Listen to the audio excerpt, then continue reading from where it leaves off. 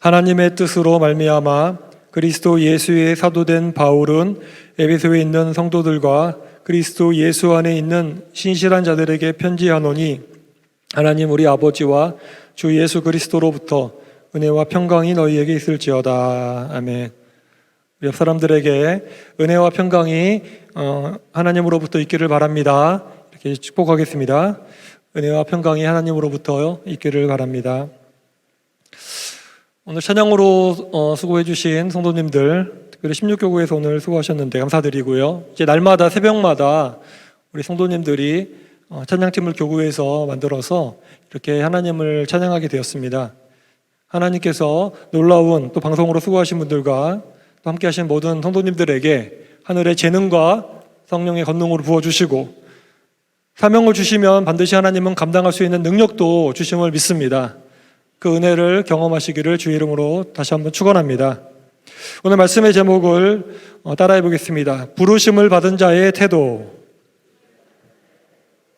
오늘 본문인 에베소서는 쉬운 책이 아닙니다. 설교를 하려고 그러면 너무 좋은 내용인데 또 너무 어렵습니다. 하지만 기도하면서 하나님이 에베소서를 설교할 것을 생각할 때 마음의 감동도 주시고 기쁨도 주시고 또 용기도 주셔서 이 에베소서를 가지고 말씀을 한번 계속해서 나누어 보려고 합니다. 설교에 대한 부담감을 가지고 있었는지 며칠 전 꿈에서 제가 설교 경연대회에 참여하는 그런 꿈을 꾸었습니다. 그런데 꿈속에 저는 준비가 안 돼 있었고, 그리고 너무 곤란한 그런 상황 가운데 잠이 깼습니다.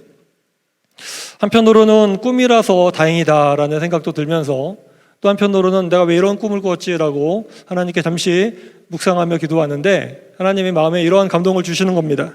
설교는 경연대회가 아니다. 설교는 하나님에 대한 마음을 이야기하는 것이다. 저는 이렇게 해석이 되었습니다. 이 설교는 다른 사람보다 내가 더 잘났다는 것을 보여주거나 다른 사람과 비교해서 설교를 더 잘하려고 그렇게 하는 자리가 아니고, 어떻게 보면 우리 찬양도 마찬가지겠죠. 교구마다 아침에 찬양하는 것도 내가 경연대회를 하는 것이 아닙니다. 교구마다 누가 더 잘났다 못했다 이게 아니라 말씀과 기도 가운데 하나님께서 우리에게 그 주시는 마음, 하나님에 대한 마음을 그냥 이야기하면, 선포하면 된다. 그렇게 찬양을 부르면 된다. 그러면 하나님이 그것을 기쁘게 받으신다. 저는 그렇게 해석이 되었습니다. 그러자 불안했던 마음에 제 마음속에 이 평강이 찾아오면서 기쁨이 또 찾아왔습니다. 이러한 은혜가 저와 여러분에게 항상 함께 하시기를 주의 이름으로 축원합니다. 저는 목회자와 설교자로 부름을 받았습니다. 제가 목사가 된 지도 한 16년 정도 된 것 같은데요. 목사로 부르심을 받은 것이죠. 그럼에도 불구하고 아직도 이 부르심을 받은 자에 대한 정말 태도에 대해서 배워야 할 것들이 많이 있습니다. 날마다 배우고 있습니다. 저뿐만이 아닙니다. 저와 같은 목회자만 하나님의 부르심을 받은 것이 아니라 이곳에 계신 우리 모든 성도님들, 찬양으로 섬기신 분들이나 방송으로 섬기신 분들이나 아니면 우리 7차 우리가 임직자 훈련을 금요일에 받아 끝났는데 임직자로 부르심을 받은 자들이나 각기 여러 가지로 하나님께서 저와 여러분 모두를 또 성도로 부르신 줄로 믿습니다. 그렇기 때문에 우리는 부르심을 입은 자로서 어떠한 태도를 가지고 살아야 되는지를 아는 것이 너무나 중요한 것입니다. 오늘 본문을 기록한 정말 그 사도 바울은 하나님의 위대한 예수님의 사도죠. 그분도 하나님의 부르심을 받고 사도가 되었는데, 이 바울의 모습을 통해서 우리가 내가 부르심을 받은 자로서 어떻게 살아야 된다는 사실을 깨달을 수가 있습니다. 한 두 가지 정도로 살펴보겠습니다. 첫째, 바울은 자신이 하나님의 뜻으로 말미암아 사도가 되었음을 알았습니다. 우리 가로친 부분을 같이 읽어보겠습니다. 시작. 하나님의 뜻으로 말미암아 사도가 되었음을 알았습니다. 우리가 부르심을 받았다는 것은 내가 하나님의 뜻으로 말미암아 부르심을 받았다는 사실을 아는 것이 가장 중요합니다. 하나님의 뜻대로 우리가 부르심을 받았다는 것을 알았을 때 우리에게 나타나는 반응은 바로 겸손인 것입니다. 1절을 우리 다시 한번 읽어보겠습니다. 시작. 하나님의 뜻으로 말미암아 그리스도 예수의 사도된 바울은 에베소에 있는 성도들과 그리스도 예수 안에 있는 신실한 자들에게 편지하노니. 바울은 너무나 유명한 위대한 사람입니다. 신약 성경의 절반 이상을 기록했고 또 그를 통하여 이 예루살렘에 머물러 있었던 이 하나님 기독교가 전 세계적으로 퍼져나가는 데 있어서 정말 주역으로 활동을 했지요. 그는 예수님 때문에 매도 많이 맞고 죽을 뻔도 하였고 핍박도 많이 받았습니다. 그렇지만 그 누구보다도 또 하나님의 쓰임을 받았던 사람이었죠. 그런데 이 바울은 자신을 자랑하지 않았습니다. 오히려 다시 자신을 에베소 성도들에게 1절 초반절을 보면 하나님의 뜻으로 말미암아 자신이 사도가 되었다 이렇게 고백하고 있습니다. 여러분, 사도란 무슨 뜻입니까? 보내심을 받은 자라는 뜻이죠. 우리가 하나님으로부터 이제 부르심을 받았는데 부르심을 받은 자 중에서 또 하나님께서 이 보내신 자들이 바로 사도인 것입니다. 그러나 이 성경에 나타난 사도는 이 12제자를 비롯해서 예수님 당시에 이 특별한 사명을 받은 사람들, 초대교회의 털을 닦은 사람들을 또 가리키는 것입니다. 바울은 원래 자격이 되지 못했습니다. 그는 예수님을 직접 본 분도 아니고 심지어는 또 교회를 박해했던 사람이었기 때문입니다. 그런데 하나님은 다메섹에서 이 바울을 만나주셨습니다. 예수님이 나타나셔서 그를 만나주시고 그에게 너는 이방인의 사도다라는 그런 귀한 사명을 주셨습니다. 핍박자 사울이 변하여 전도자 사울이 되었습니다. 사도 바울이 되었습니다. 이것은 사람의 뜻도 아니었고 바울의 뜻도 아니었던 전적인 하나님으로 말미암아 주어진 바로 택하심과 변화를 경험하게 된 것입니다. 이것을 가리켜서 우리는 은혜라고 부릅니다. 저와 여러분이 지금 하나님의 자녀로 부르심을 받은 것, 그리고 예수님의 보혈로 죄사함을 받은 것, 하나님의 기업이 된 것, 이 모든 것은 다 우리 뜻대로 된 것이 아니라 하나님의 뜻으로 말미암아 된 것인 줄로 믿습니다. 이것이 전적인 은혜인 것입니다. 은혜라는 것은 하나님의 공짜로 우리에게 주시는 선물이라는 뜻이지요. 이에 대한 우리의 반응은 무엇입니까? 바로 겸손입니다. 나같이 부족한 자에게 이러한 것을 주셨으니 너무 감사하다. 겸손해서 그 다음에 따라해 보겠습니다. 찬양과 감사입니다. 겸손해서 시작하여 이제는 하나님을 찬양하는 것이죠. 그리고 하나님께 감사하는 것입니다. 그리고 우리가 이 하나님의 은혜를 깨달을수록 우리에게 찾아오는 그 반응이 있는데 그것이 무엇인지 아십니까? 바로 평강입니다. 은혜와 평강은 항상 같이 가는 것이고 먼저 은혜가 있는 자리에 우리에게 평강이 찾아오는 것입니다. 만일 내 뜻대로 내가 신앙생활을 한다거나 내 뜻대로 내가 신자가 되었다고 생각하거나 아니면 직분자가 되었다고 생각하는 자는 흔들릴 수밖에 없습니다. 왜냐하면 나는 연약하고 상황과 환경에 따라서 변화하기 쉽기 때문이지요. 하지만 하나님의 뜻으로 말미암아 우리를 부르셨다는 사실을 우리가 믿는다면 우리는 마치 반석 위에 세워진 견고한 집과 같이 안전합니다. 우리에게 이 사실이 평강을 줍니다. 하나님의 뜻을 그 어떤 것도 흔들 수가 없기 때문입니다. 하나님의 은혜가 있는 곳에 평강이 찾아오는 것임을 믿으시기 바랍니다. 최근에 하나님의 은혜를 경험하고 이 평강을 체험했던 한 가지 경험이 있습니다. 요즘 코로나로 인해 의정부에 많은 확진자들이 나타나고 있고요. 교회에도 정말 많은 위협이 이렇게 왔다 갔다 합니다. 스쳐 지나가고 있습니다. 지난주에는 아주 위험한 상황을 만나기도 했습니다. 어떤 분이 봉사하시는 분인데 코로나에 걸린 분과 식사까지 한 것입니다. 그걸 몰랐다가 알게 된 것이죠. 그거를 제가 금요일 저녁에 밤에 알게 됐는데 걱정이 되는 것입니다. 맥주감사절도 있고 축제가 있는데 예배가 있는데 만약 한 번 그렇게 확진이 많이 판명이 된다면 예배를 다시 또 닫아야 되고 여러 가지 어려움이 있지 않겠습니까? 금요일 밤에 듣고 정말 마음에 이제 기도하면서 걱정이 많이 됐는데 그 아침 이제 토요일 아침에 일어나서 말씀을 보고 기도를 하는 가운데서도 처음에는 마음에 이 불안함이 찾아오는 것입니다. 혹시 확진이 되면 어떡하나라는 그 두려움인 것이죠.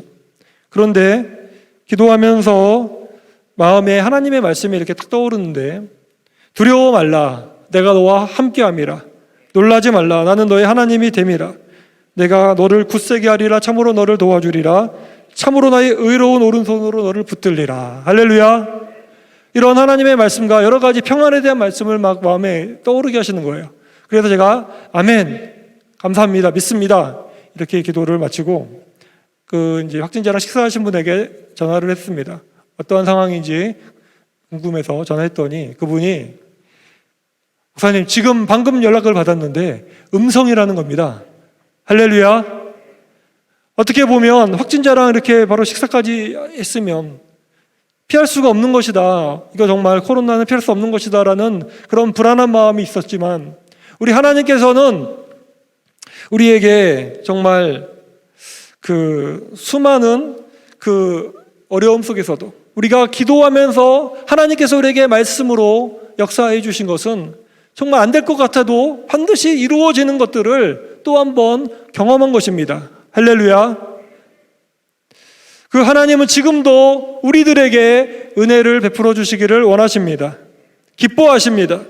우리를 위협하며 찾아오는 이 수많은 위협들과 고난 속에서도 우리가 평안을 누릴 수 있는 것은 하나님은 살아계시고 모든 것은 하나님의 뜻으로 말미암아 이루어지기 때문인 줄로 믿습니다. 그렇기에 하나님과 그의 아들 예수 그리스도를 믿는 것은 저와 여러분의 너무나 큰 축복입니다. 하나님을 이 시간에도 여러분 나와서 의지하고 기도하는 바로 그곳에 하나님께서는 세상에 줄 수 없는 평강을 주시기 때문입니다. 나를 성도로 직분자로 나를 부르신 하나님의 은혜에 여러분 겸손하게 감사와 찬양을 드리시길 바랍니다. 그리고 흔들리지 않는 하나님의 평안을 누리시는 사랑하는 여러분 다 되시기를 주의 이름으로 축원합니다. 두 번째로 바울이 자신을 사도로 부르심을 받았을 때 어떠한 태도를 보였습니까? 둘째로 바울은 자신이 예수 그리스도의 사도임을 고백했습니다. 우리 같이 한번 읽어보겠습니다. 시작. 바울은 자신이 예수 그리스도의 사도임을 고백했습니다. 앞에서도 말씀드렸다시피 사도라는 것은 이제 보냄을 받았다는 것이죠. 예수님이 특별히 세운 그 제자들 가운데 하나님이 사도를 세우셨죠. 너는 보내라, 나 대신 가서 이 복음을 전하라. 바울이 사도가 된 것은 그를 누가 사도로 세우신 것입니까? 또 누가 그를 보내신 것입니까? 누구를 위해서 보냄을 받은 것입니까? 바로 예수 그리스도십니다. 1절을 다시 한번 읽어보겠습니다. 하나님의 뜻으로 말미암아 그리스도 예수의 사도된 바울은 에베소에 있는 성도들과 그리스도 예수 안에 있는 신실한 자들에게 편지하노니. 아멘. 바울은 자신이 그리스도 예수의 사도라고 고백했습니다. 다른 어떤 사도가 아니죠. 바로 예수님이 나를 세우셨고 또 나는 예수님을 위하여 보냄을 받은 자라는 그 마음의 중심이 사도 바울은 아주 확실했던 것입니다. 이 사실을 분명하게 깨달았던 바울은 자기 자랑하는 것을 피했습니다. 자나깨나 그는 가는 곳에서 늘 예수 그리스도를 전하는 일에 충성을 다했습니다. 그래서 더 나아가 영적인 아들인 디모데에게도 다음과 같이 말씀하는데 너는 말씀을 전파하라. 같이 한번 읽어보겠습니다. 시작. 너는 말씀을 전파하라.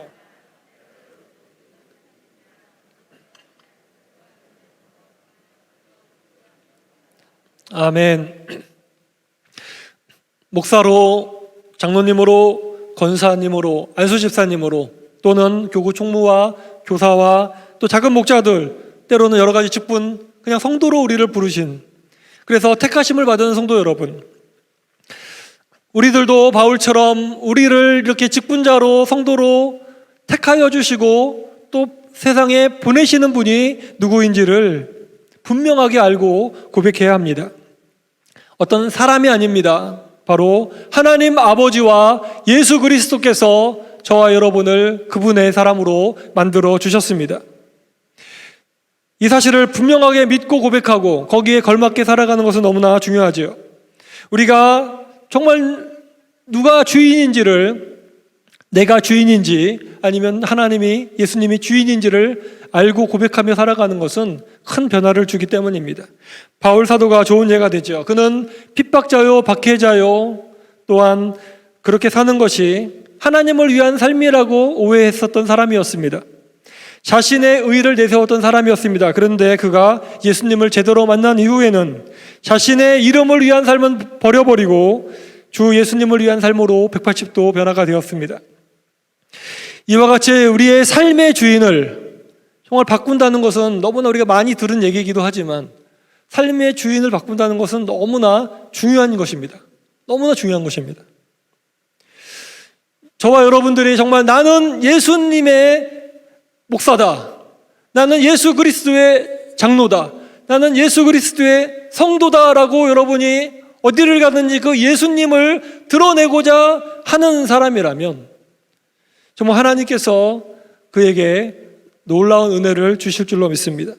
이러한 담대하게 나는 예수 그리스도의 사람이다라고 선포하는 것이 많아지는 여러분 되시기를 축원합니다. 분명 그렇게 할 때에 핍박이 찾아올 수 있습니다. 오늘날 정말 말세가 가까이 오고 있죠. 지금 코로나도 뉴스를 우리가 계속 보지만 변이가 일어나고 전 세계적인 대재앙이 나타나는데요. 요한계시록을 보면 주님이 다가오는 것이 가까이 올수록 재앙이 점점 심해집니다. 환란이 심해져요. 그럼에도 불구하고 그리고 전 세계적인 또 어려움들이 나타난다. 그리고 말세의 징조 중에 하나는 배도하는 것이라고 그랬습니다. 이 배도가 무엇입니까?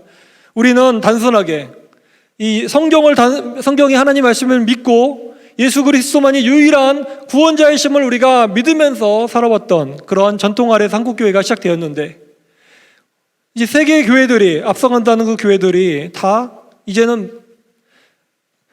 오직 성경, 오직 예수에서 벗어나 이제는 아니다. 인본주의가 더 중요하다. 사람이 우선이다. 성경보다도 사람이 더 중요하다라고 하는 것으로 바뀌면서 우리가 잘 알고 있는 동성애나 이런 것도 성경은 제외하라고 하지만 그것보다 더 중요한 것이 인권이다라고 심지어는 믿는 교회들이 공식적으로 그렇게 신사참배를 인정하듯이 인정해버리면서 미국이나 유럽의 주류 교단들이 다 그렇게 성경보다는 사람을 따라가는 것으로 이렇게 많이 바뀌었습니다. 그뿐만이 아니죠.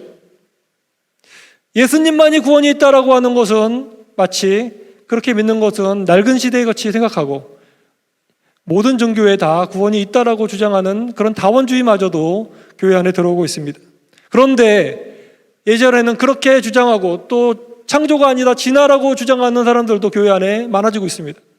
이런 것들을 우리가 생각할 때 예전에는 다 무슨 말이냐, 성경에 없는 그런 거짓된 것이다라고 배척했었는데 이제는 시대가 점점 바뀌어지고 있습니다. 오히려 그것들이 주류가 되고 있고 순수하게 성경을 믿고 예수님을 믿는 자들은 근본주의자들이다, 아니면 구시대적인 사랑이 없는 자들이라고 몰아가면서 그렇게 되는 것이 그냥 되는 것이 아니라 어떻게 보면 성경적인 그런 그 말씀대로 되는 것이죠. 그렇기 때문에 내가 예수님의 사람이라고 우리가 세상 사람한테 얘기하면 그들이 우리를 존경하거나 그러는 것이 아니라 조롱하거나 핍박할 수가 있다는 것입니다. 그럼에도 불구하고 우리는 예수 그리스도의 사람이다라고 담대하게 말씀해야 되는 이유는 무엇입니까? 우리들은 바로 예수님을 위한 사람이다라고, 내가 예수님을 위해서 살아가겠다라고, 우리가 예수님을 위하여 살아갈 때에 어떠한 혼란이 있을지라도, 다시 요한계시록으로 돌아가면 그 결론은 어려움이 있을지라도 성도에게는 예수님의 승리가 있다고 약속이 되고 있고, 우리는 어린 양의 혼인잔치에 들어가 우리의 모든 눈물과 모든 것들을 닦아주시는 그런 은혜가 약속되어 있기 때문입니다. 이 땅에서도 우리가 이러한 놀라운 변화들을, 정말 우리의 전쟁은 승리가 보장되어 있고 때로는 힘듦이 있을지라도 우리가 이 길을 나아갈 때에 마침내 하늘에서도 저희 여러분에게 놀라운 상급이 주어지게 될 줄로 믿습니다. 사랑하는 성도 여러분, 지금도 많은 이들에게 강력한 도전을 주는 기독교 고전 소설이 있습니다. 바로 예수님이라면 어떻게 하실까라는 그런 책입니다. 미국을 배경으로 합니다.